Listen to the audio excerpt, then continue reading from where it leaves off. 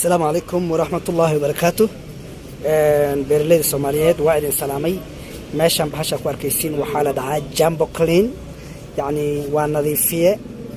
waxay nadiifisaa Sutimul, Honeydew and sidoo kalena Nourishes crops.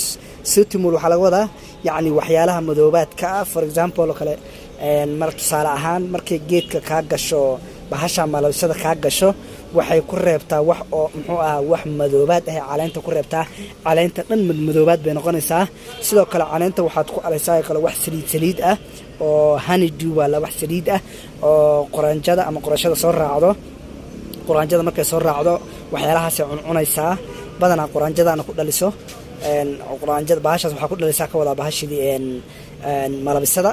marka malabsada markay geedka ka gasho waxay u baahan tahay in laga nadiifiyo geedka leentay ka gashay ama yaanya ka gashay